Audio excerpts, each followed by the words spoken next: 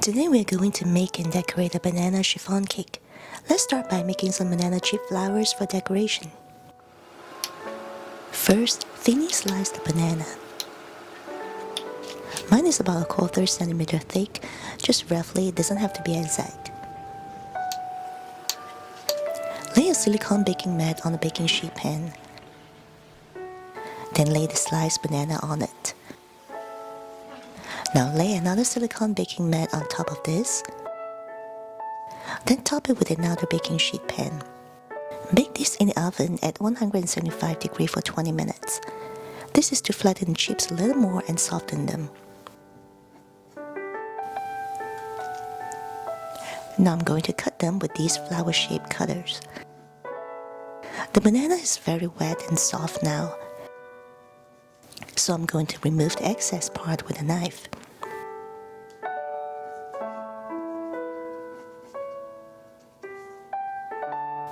Next, prepare a semi-sphere silicone mold. Turn this around and place it on the baking sheet pan. Using the butter knife, carefully transfer the banana slices onto the mold.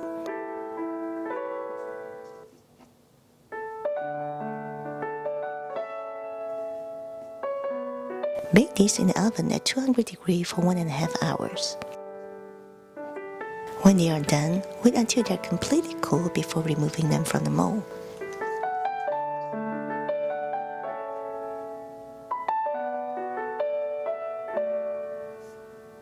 And this is it, cute little banana chip flowers. Now let's make the cake. These are all of the ingredients. Put the banana and milk into a blender and blend it until smooth. You can also just mash the banana by hand. If there are small pieces of banana left in there, it will be fine. First, mix the oil and flour. If you have seen my previous chiffon cake videos, you know that I use the same method in mixing the ingredients for the egg batter every time. That is, first combining the oil and flour, then other ingredients. As you can see in all of my videos, this method is simple and works for all chiffon cake recipes. First, combining the oil and flour won't develop gluten. You can stir it any way you want and you don't have to sift the flour neither. This will be a bit thicker in the beginning as there's less oil in the recipe. This is because adding banana to the batter will add more moisture to the cake, so we don't need as much oil.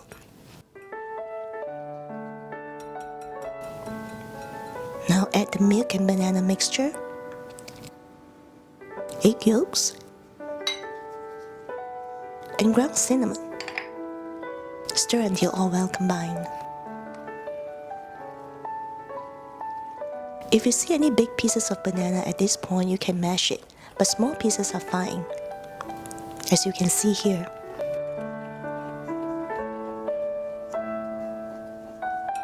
Now let's whip the egg whites. Add cream of tartar to the egg whites and beat on high speed.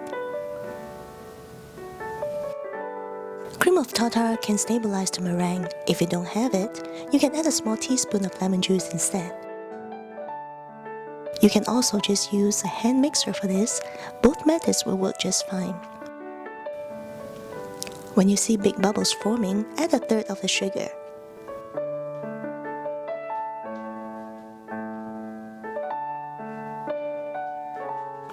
Continue to beat on high speed.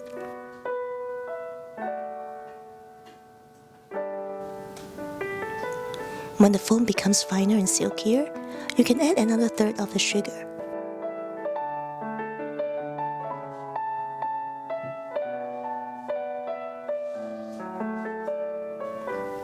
Continue to beat on high speed.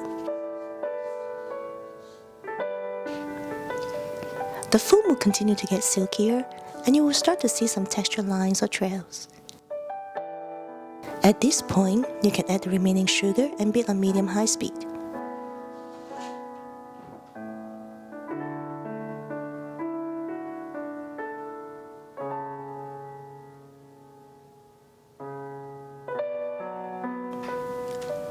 Continue beating until you see some stiff peaks.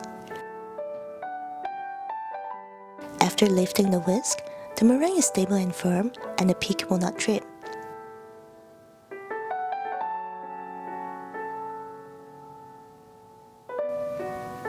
Scoop about 1/3 of the egg whites to the batter and fold it in gently. This is to lighten the batter initially and prepare it for the rest of the egg whites. Once it's mixed well, change the spatula and pour it into the egg whites.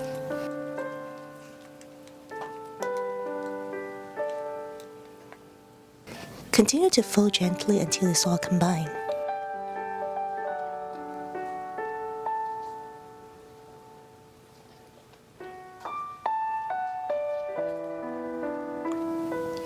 Repeat this movement until the batter is homogeneous. Don't overdo it.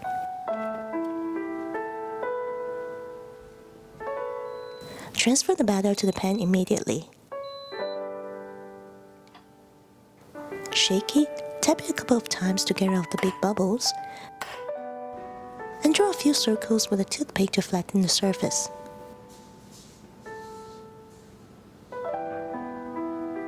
Place it in the preheated oven and bake it at 300 degrees for 50 minutes.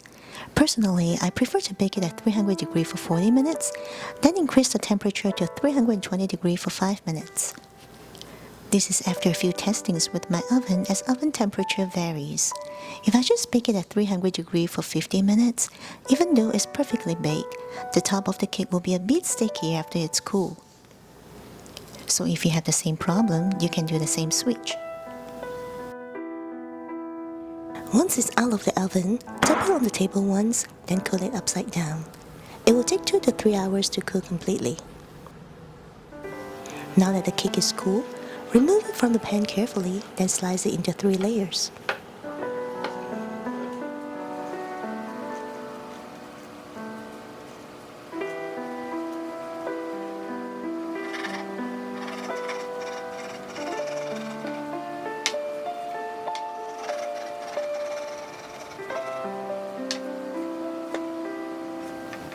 Remember to flatten the top as well.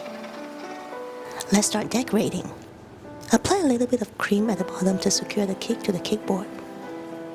Apply a layer of whipped cream frosting. I'll provide the link on how to make this in the description below.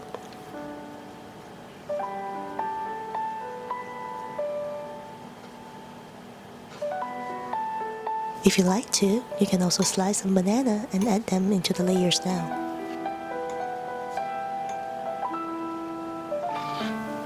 Repeat these steps.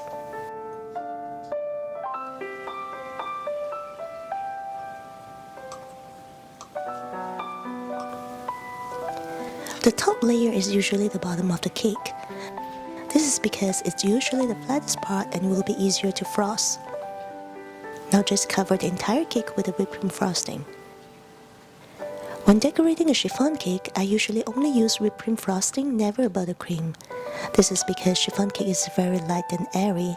You want to match it with something light and airy as well. Buttercream is just too heavy. Smooth out the cream the best you can. It doesn't have to be perfect.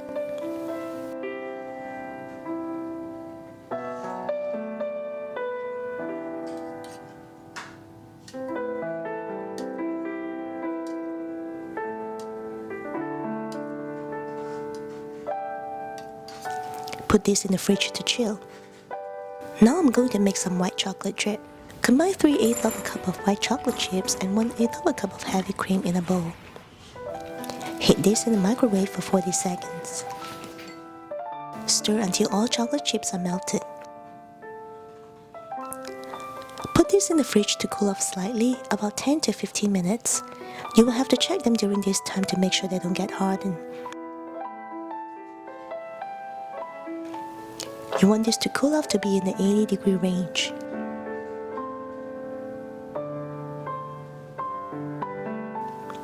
Since this is a banana cake, I'm going to add some yellow color to the white chocolate.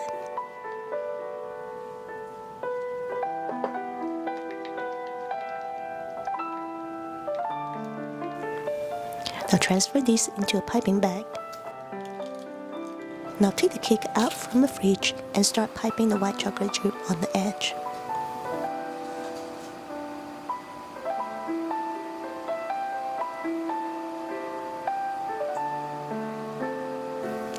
How much you want it to drip, it's up to you. You can cover the entire top with this if you like.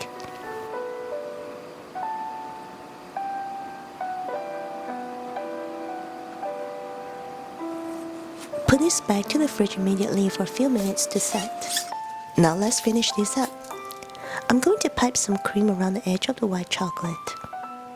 I'm using a Wilton 1M star tip.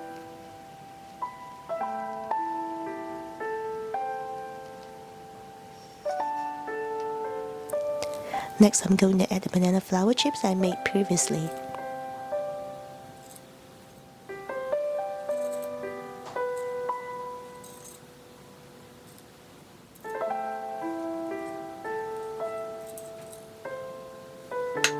And for the finishing touch, add some crushed edamame for a little bit of green color.